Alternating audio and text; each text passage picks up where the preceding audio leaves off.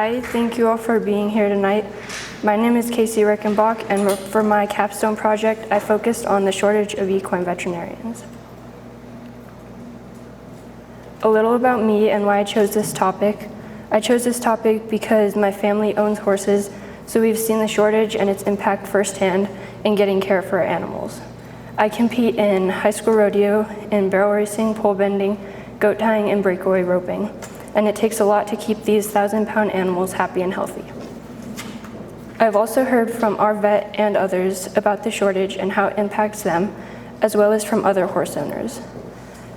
I have always known that I've wanted to work with animals, and I'm considering pursuing a career in veterinary medicine as an equine vet, so I wanted to look into this issue to see if this is a career I really want to pursue and the difference I could make in the equine industry. Equine veterinarians are vets who specialize in providing care for horses. There's been a significant decrease in the number of large animal veterinarians, but more specifically, equine vets. In 2023, only 5 out of 100 graduating vet students would choose to become equine vets, and by 2028, only 2 or 3 of them would be left in that field. There is a low rate of people entering vet school that are planning on becoming an equine vet, graduating, and joining a practice. 4.5% of graduating students pursue an equine internship, and 1.3% are entering equine practice directly. This means that in total, only 5.8% of an entire graduating vet school class is joining equine practice, whether through an internship or directly. The shortage affects more than just the vet. It also affects horse owners and facilities, especially those in rural areas, and newly graduating vet students. Throughout my research, I focused on one essential question. What is causing the shortage of equine vets, and how does the shortage impact vets, trainers, owners, and rehab facilities? For fieldwork, I traveled to Hollister, California, where I shadowed Clark Performance horses for 3 days. They have 2 trainers, Brendan and Lizzie, and 2 assistant trainers, Natalie and Brock. Clark Performance Horses is a high-performance training facility for rein cow horses. They had about 20 to 30 horses in for training, boarding, and the horses that they compete on, as well as some younger horses that were getting started. I was able to see how they operate through training, injury prevention, and overall care, as well as a little of their breeding program. I then traveled to Penn Valley, California, and shadowed Dr. Corey Harms. Dr. Harms is an equine vet in the Penn Valley area, and he specializes in lameness in horses. I spent a day with Dr. Harms getting to see the type of cases he sees and the type of work that he does. I got to shadow Dr. Shane Miller, who is a vet for Great Basin Equine in Gardnerville, Nevada. Tahoe Equine Rehabilitation and Conditioning Center operates on the same property as the vet clinic, and my horse Smarty actually spent a lot of time there rehabbing an injury. So while I was in Gardnerville, I got to see how the rehab center operates and the kind of things they do while rehabbing and conditioning horses. Dr. Miller works closely with the rehab center. He is the vet who does most of the diagnosis for the horses that go into the center. Without him, the rehab wouldn't know what specifically they're rehabbing and the right course of action to take for the horse. I also shadowed Dr. Kayleen Johnson with Great Basin Equine, which allowed me to see some more reproductive vet care that I haven't seen before. I interviewed first-year vet student at UC Davis, Haley Nectarline, who is planning on becoming an equine vet. She shared with me her experience applying to vet schools and what she has experienced while in vet school, as well as her hopes for a future career in vet med. I've also talked to my family's vet, Dr. Ian LaFoon, who owns his own practice, Edge Equine. And I actually got to meet with him earlier today. He has been really helpful in giving me hands-on experience and explaining things to me, as well as pushing me to further my veterinary and general horse knowledge. Some of the things causing the shortage are the significant lack of work-life balance. Equine vets especially can be on call 24/7 and have very long work hours, leaving them with little time for themselves and their families. Haley, the vet student that I interviewed, mentioned to me that a lot of people see vet med as their entire life, and sometimes if people try to make time for themselves outside of vet med, it's frowned upon. This should not be the case at all. Being a vet is a job and shouldn't have to be anyone's entire life. A lot of vet students have very high student debt. The average student has about $180,000 to $185,000 in debt, and some can have up to $200,000 and to $400,000. For equine vets especially, it can take them up to 10 to 20 years to pay off all of their student debt. Not only does it take a long time to pay off all of their debt, but equine vets also receive much lower salaries compared to vets in small animal practice.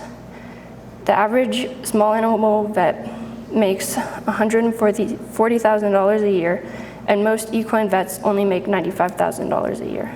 The low salaries make the equine field much less appealing than a field with higher salaries. Being an equine vet is also a very high demand job. Vets spend a lot of time outside in all weather conditions and on their feet. The average vet works 39 to 57 hours a week and can be on call almost 24/7. When I shadowed some different vets, a lot of them would see their clients, and as soon as the appointment was over, they would be entering notes and working until the next patient. This is pretty much what they do all day long, and with the lack of vets, the strain is even more than it should be. With the high stress of diagnosis, long work hours, little work-life balance, and the emotional strain of things like euthanasias, there's a significant mental toll that veterinarians have to deal with. All of the things that equine vets deal with daily can lead to burnout. Burnout is a state of emotional, physical, and mental exhaustion that can lead to a person feeling drained, exhausted, detached from their work, and less productive than they would usually be. Like in any career, vets can experience burnout, and the vet med field has one of the highest rates of burnout. 50% of equine vets leave the profession within 5 years due to burnout, and 15% have reported suicide attempts or ideation. Veterinarians are 3 times more likely to die by suicide than the national average, with female vets being at higher risk. 30 to 40% of veterinarians in general, whether they be in the equine, small, wildlife, or other veterinary fields, report experiencing high levels of burnout, and 40% are considering leaving the profession altogether. In an American Veterinary Medical Association veterinary wellness study, 61% of veterinarians reported high levels of exhaustion compared to just 32% of the general US population. The shortage of equine vets doesn't just affect the veterinarians, but it also affects horse owners. I posted a survey to the local Truckee Donner Horsemen Facebook group and got 19 responses from horse owners all across the West Coast. Most horse owners reported difficulty scheduling appointments for things like vaccinations and dental work, and because the veterinarians are stretched so thin. Most owners said that they preferred farm calls for their vet care, so this would mean a vet would travel to their barn to perform care instead of owners traveling to a clinic. While farm calls are more convenient for the owners, they do put a lot more strain on the vets. In emergencies, owners can have difficulty finding a vet that will come to them, so sometimes they have to haul their horses anywhere from 30 minutes to 2 hours to the closest emergency vet clinic, and some have had to travel up to 4 hours. For those who choose to wait for the vet to come to them, the average wait time is 1 to 2 hours. A lot of owners have said that they've increased their basic first aid knowledge, including resting heart rate and respiratory rate, as well as keeping first aid equipment like painkillers, such as butanbanamine, and bandaging supplies on hand. Some owners have also had to cut back on their vet care because of difficulty finding an available vet, scheduling appointments, and the increased cost of care. When talking to the manager of Tahoe Equine Rehab and Conditioning Center, she said that the rehab center isn't impacted by the shortage right now, and that it affects the owners more because they're the ones directly interacting with the vets through scheduling appointments and getting diagnosis for their horses. However, she said that if the shortage continues to grow, the rehab center could very well be impacted in the future. There are a lot of things that need to be done to reach a solution to this shortage, but there are some big things currently being done to try to help with the issue. One big thing that is happening around here is the University of Nevada, Reno has recently proposed opening their own College of Veterinary Medicine. UNR has a veterinary science program to help students get their bachelor's and get prepared for vet school, but Nevada does not have a veterinary school in the state, so all vet students in Nevada go to vet school out of state. The hopes of UNR having a vet school are that students wouldn't leave the state for school and would hopefully stay in the state when they graduate to practice. Nevada is one of the states that is suffering a lot from the shortage, so opening a veterinary college would hopefully help alleviate some of the stress of current vets and horse owners in the state. The school would be set to open in 2028 or 2029. The USDA Veterinary Medicine Repayment Program is set to help vets repay their student loans. The program pays up to $40,000 a year to qualifying veterinarians who commit to working in designated veterinary shortage areas for at least 3 years to help them pay back their loans. These designated shortage areas are usually in rural areas. The American Association of Equine Practitioners Equine Veterinary Sustainability Initiative was established in 2022 to help address the veterinary shortage.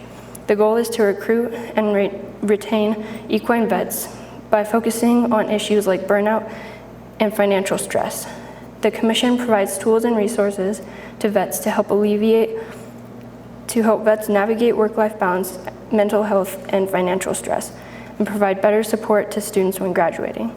They're also looking into alternative models for emergency coverage to help reduce burnout.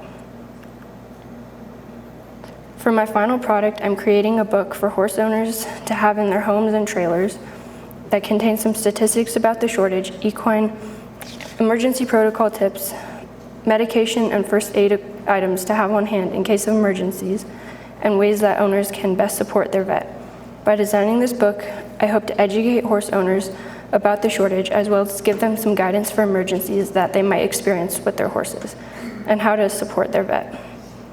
This will hopefully help alleviate some stress from veterinarians because owners will have some basic knowledge of how they can advocate for their horse in certain situations and help them become a little bit more self-reliant instead of just calling a vet and expecting them to come right away.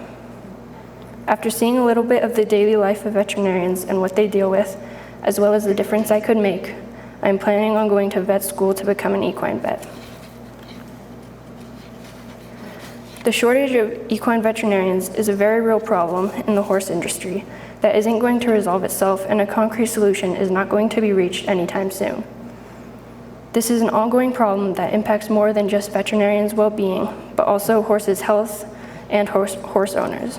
Recruiting and encouraging more people into the equine field needs to be prioritized. Even if someone didn't come from a horse or livestock background, it doesn't mean that they can't be an equine vet.